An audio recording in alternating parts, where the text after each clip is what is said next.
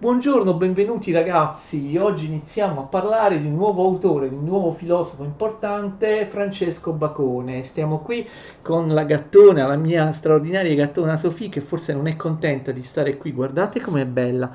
Vuoi salutare? Vuoi salutare con la zampina i nostri video ascoltatori?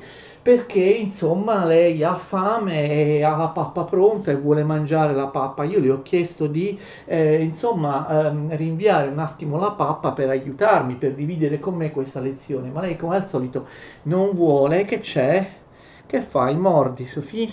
Bella Sofì, che è la mia socia e anche la mia gatta porta fortuna. Va bene, sta scalciando, non vuole restare qui, la lasciamo andare, così può andare a mangiare. Allora, Francesco Bacone, come vedete, il suo nome originale è Francis Bacon. Francesco Bacone, Bacon proprio come prosciutto, e ha lo stesso cognome del filosofo medievale, del francescano, no? Medievale di Oxford, di cui abbiamo parlato. Guardate le mie lezioni sulla filosofia medievale, Ruggero Bacone. Questo invece vive 200-250 anni dopo, si chiama Francesco Bacone. Francesco Bacone, ripeto, è il primo filosofo del Seicento che io tratto.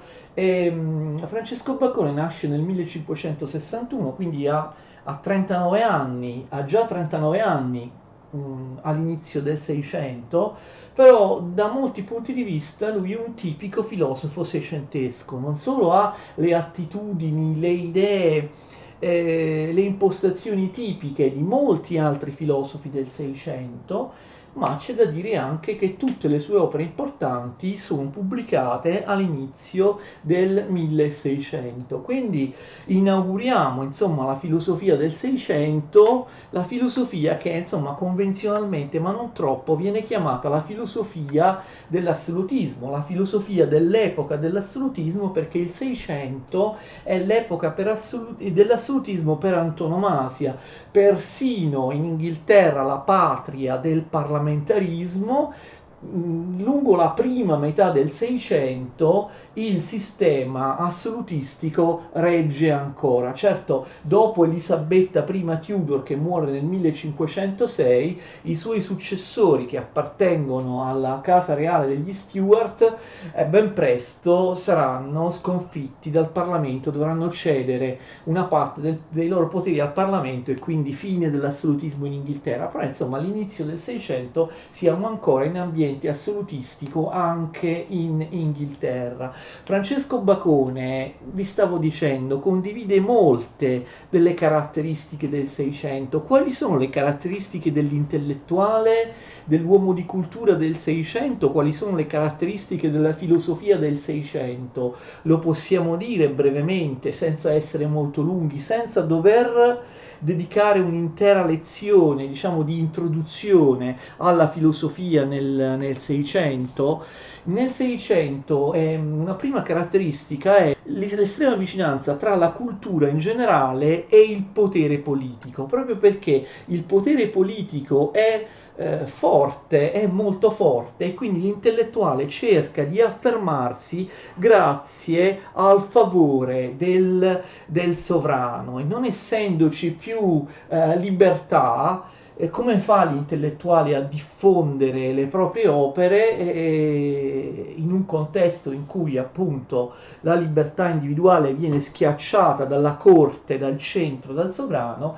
L'intellettuale si rivolge al sovrano. Già l'aveva fatto, vi ricordate, verso la fine del Cinquecento, Giordano Bruno, rivolgendosi senza esito a Enrico III di Francia e alla stessa Elisabetta I di Inghilterra. E quindi c'è questa vicinanza tra intellettuale e sovrano assoluto, che in qualche modo è strettamente legata al fatto che l'intellettuale del Seicento spesso rifiuta l'università ed è in rotta di collisione, in polemica con le università. Molti filosofi e intellettuali del Seicento, ma abbiamo visto anche alla fine del Cinquecento lo stesso Giordano Bruno, non trovano più spazio nelle università. Perché? Il motivo è molto semplice, perché nelle università non era cambiato molto dal Medioevo, l'unica filosofia ufficiale era quella dell'aristotelismo scolastico, della scolastica, non erano ammesse altre filosofie. Prima di Cartesio, nel 600 prima della filosofia cartesiana, dopo la morte di Cartesio, nel 600 inizialmente non si affacciano altre filosofie alternative alla scolastica nell'università. Molti intellettuali del 600, filosofi nuovi che realizzano l'autentica rivoluzione filosofica che vedremo nel 600, sono ostili alla scolastica, odiano la scolastica, odiano Aristotele, odiano le forme sostanziali, la metafisica e la fisica di Aristotele. Peraltro la fisica di Aristotele viene ben presto criticata e falsificata dalla fisica galileiana, non apprezzano il sillogismo. Ovviamente affermano il metodo scientifico sperimentale che è in totale contrasto con la scolastica e quindi, diciamo, per vari motivi odiano l'università. Personaggi come abbiamo visto Giordano Bruno o Francesco Bacone, che sono davvero in anticipo con i tempi, ma anche personaggi seicenteschi come Cartesio, come lo stesso Galileo, come Spinoza, come Leibniz, come Locke, come Hume, ce ne sono tantissimi, non saranno mai professori universitari. A volte non riusciranno a diventare professori universitari proprio perché sono anticonformisti nelle loro idee. Si sospetta che non siano veramente cristiani o comunque sono fortemente avversi alla scolastica e quindi molti di loro, come per esempio Galileo Galilei, ottengono prestigiosi incarichi presso enti o accademie guidate, foraggiate dal sovrano assoluto, che però sono qualcosa di diverso dalle università. Ma professore, mi state dicendo, lei ha detto la stessa cosa del 500, del 400, è vero, le accademie nascono, si affermano anche da prima, dal 400, nel 500, quindi c'è un continuismo da questo punto di vista. Anche nel 600, nel 700 le accademie diventano importantissime, vengono foraggiate appunto dal sovrano assoluto e spesso raccolgono più ingegni o più personaggi che resteranno nella storia della cultura, dell'arte o della filosofia rispetto a quanti ne raccolgano le università. Le accademie continuano a esistere in continuità col Rinascimento, anche in Italia. Per esempio nel 1657 viene fondata la famosa Accademia del Cimento. A Firenze ci sono sempre i medici, no? Il Granducato di Toscana, che fanno da mecenati all'Accademia del Cimento.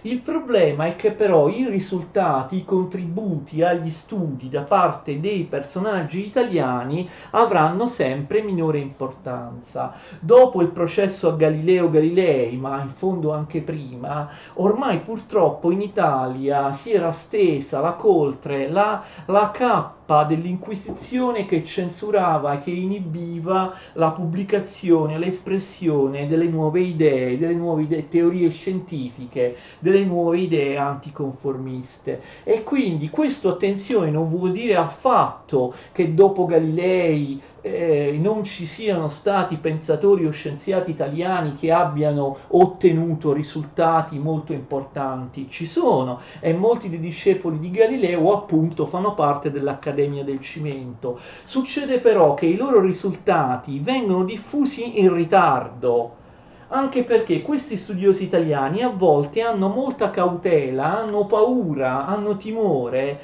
di diffondere le loro teorie o le loro scoperte, quindi lo fanno con un certo timore. Le loro scoperte vengono quindi magari pubblicate in ritardo o comunque non fanno più notizia come le scoperte degli scienziati, degli autori del nord Europa, nel clima, diciamo, più freddo,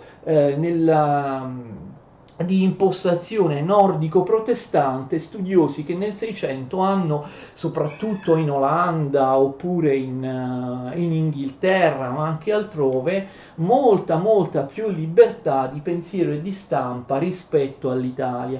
Inoltre l'Italia, che succede? Voi sapete che nel 600 l'Italia diventa politicamente marginale e questo si riverbera anche sulla cultura. Grandi filosofi italiani, insomma, dopo Galileo Galilei non ce ne sono più nel 600, ce ne saranno molto pochi nel 700.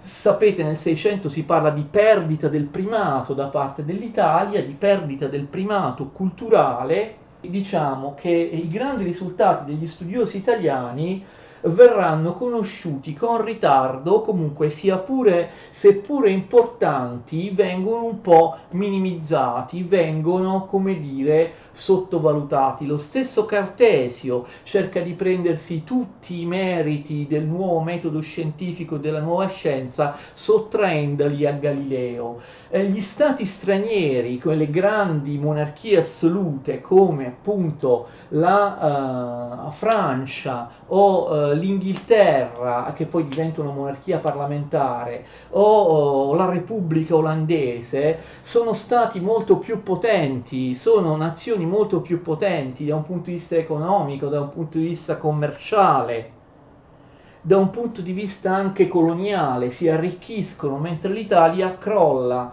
Da un punto di vista proprio, da un punto di vista economico, l'Italia, restando diciamo attaccata, sottomessa direttamente o indirettamente alla Spagna, segue lo sfascio della Spagna nel 600 e quindi la ridotta importanza politica, la debolezza politica dell'Italia si traduce anche nell'incapacità di affermare le idee, le scoperte degli scienziati, degli studiosi italiani che comunque ci sono, e quindi nascono accademie finanziate dai sovrani assoluti al di fuori dell'Italia, che diventano più importanti, diventano dei punti di riferimento, diventano dei più importanti rispetto alle accademie italiane. Nel 600 nascono le principali accademie europee, ovviamente in Inghilterra la più famosa di tutte, la Royal Society, che sarà diretta dagli altri, dal chimico Robert Boyle e da Isaac Newton, ma anche in Francia viene prima fondata l'Académie Française, l'Accademia francese di ambito umanistico letterario, ma poi successivamente si avverte il bisogno di fondare un'accademia anche per le scienze e viene fondata da Colbert, dal ministro Colbert, anche l'Accademia Reale delle Scienze di Francia. Queste accademie diventeranno dominanti rispetto alle accademie italiane, e la filosofia, la grande filosofia o la grande scienza dopo Galileo non passeranno più dall'Italia. L'Italia diventerà un paese marginale, si formerà una sorta di triangolo che va da Parigi a Londra ad Amsterdam, e tutte le cose importanti, anche le nuove filosofie importanti, saranno racchiuse più o meno all'interno di questo triangolo. Ma anche paesi che erano sempre stati marginali o provinciali in Europa, come la Germania, cercano timidamente di affacciarsi nel mondo culturale che conta. Su impulso di Leibniz, infatti, nel 1700, cioè proprio nell'anno 1700, viene creata anche l'Accademia delle Scienze di Berlino, ovviamente finanziata dagli Hohenzollern, dai sovrani assoluti di Berlino, della Prussia, dei duchi di Brandeburgo, che poi sono diventati re di Prussia, in particolare nell'anno 1700 ovviamente Chi è che favorisce la fondazione dell'Accademia delle Scienze di Berlino? Ovviamente il re di Prussia Federico I, sotto gli auspici del grande filosofo e matematico Leibniz. Per il resto, all'interno di queste accademie o di circoli culturali, durante il Seicento come durante il Settecento si affermano personaggi scientifici, si affermano personaggi che si muovono in base al metodo scientifico sperimentale e ad una visione meccanicistica dell'universo. I personaggi legati alla magia, all'alchimia, all'astrologia diventano marginali o vengono proprio, come nel caso delle accademie francesi, proprio del tutto rifiutati, emarginati, tenuti ai margini dell'accademia. Si afferma la scienza moderna al posto della magia e vedremo che anche Bacone è uno dei primissimi personaggi che critica la magia, che critica anche il linguaggio, diciamo, oscuro, esoterico e quindi ingannevole fittizio dei maghi, a favore del linguaggio chiaro della scienza che comunica teorie o esperimenti ripetibili, comprensibili da tutti e quindi anche espressi in un linguaggio chiaro, scientifico. La lingua della scienza diventa il francese. Ecco, un'altra caratteristica del Seicento è quella che la nuova lingua della scienza e della filosofia non è più soltanto il latino, ma il francese, la lingua della clarté, la lingua delle idee chiare e distinte di Cartesio, ma anche di molti altri personaggi. Anche il riformatore protestante Giovanni Calvino scrive delle opere scritte in maniera molto chiara e semplice in francese, quindi c'è l'affermazione delle lingue volgari. Il latino non viene abbandonato, ma sempre più si scrive in francese e poi anche sempre più in inglese, che prima invece era una lingua marginale. L'inglese di Shakespeare si afferma proprio all'inizio del Seicento. Bacone scriverà soltanto una delle sue opere importanti in inglese, le altre sono scritte in latino, però molti altri inglesi, anche scienziati, inizieranno a scrivere in inglese. Alla fine del Seicento, all'inizio del Settecento, Newton scrive la sua l'ottica in inglese, ma l'opera sulla gravitazione, i principi matematici della filosofia naturale, quelli da Newton, vengono scritti in latino. E quindi queste sono alcune, diciamo, delle principali caratteristiche del Seicento. Il Seicento inaugura la vera filosofia moderna. Ecco, un'ultima cosa che possiamo dire in generale della filosofia del Seicento: il Seicento inaugura la filosofia moderna che prende coscienza di sé, prende coscienza della propria superiorità nei confronti dell'antichità e del Medioevo.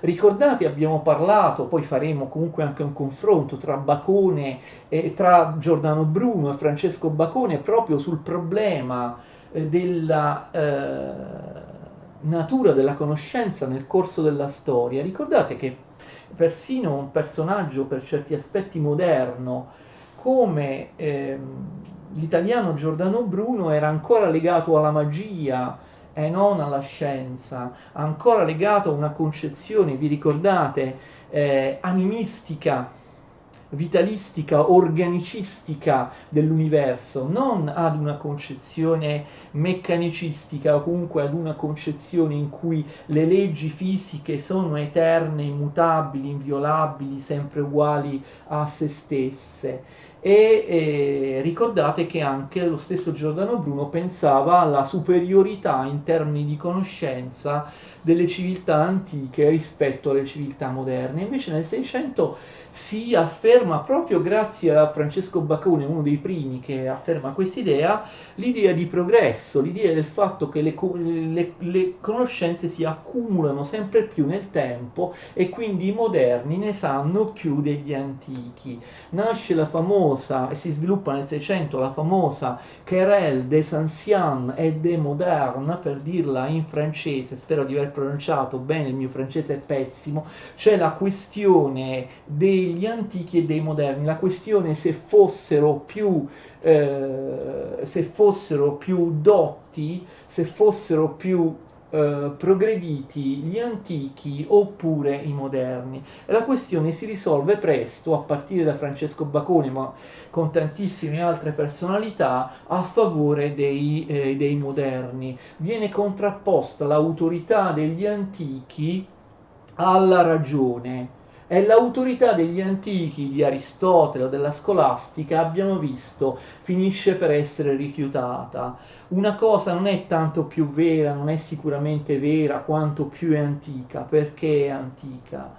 Una cosa può essere una teoria, una cosa può essere stata creduta per 1000, 2000, 3000 anni ed essere comunque falsa se non corrisponde alla scienza, se non corrisponde alla ragione. Quindi il principio di autorità cade e molto spesso le antiche autorità come Aristotele oppure anche la Bibbia, Platone e così via vengono considerate pregiudizi. Così sarà poi nel 700, nel 600 l'autorità spesso viene rifiutata a favore della ragione, nel 700 l'autorità verrà spesso identificata con il pregiudizio, con la superstizione. Quindi, se vogliamo dire un'ultima cosa sulle caratteristiche della filosofia del 600, si afferma la scienza moderna, ma si afferma anche l'idea di tecnologia. E Bacone è proprio significativo, è proprio il simbolo di questo.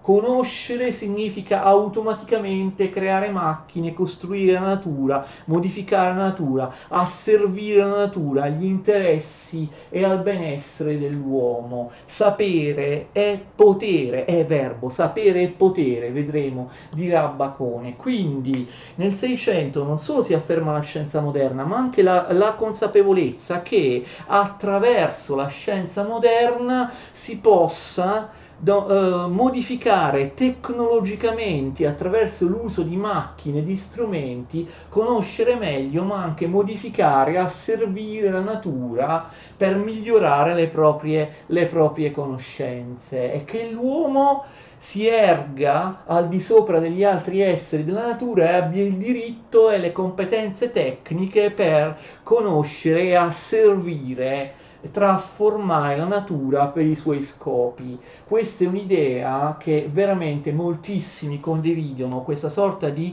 ottimismo epistemologico. Conosciamo sempre più cose della natura, la natura non ci sfugge più, riusciamo a capirla, quindi a dominarla, quindi a servircene, quindi a trasformarla, quindi a utilizzarla per il nostro benessere. E questo tipo di idea che si afferma nel 600 sarà portata avanti poi fino alla fine del 700 e oltre, diciamo da Cartesio fino a Kant.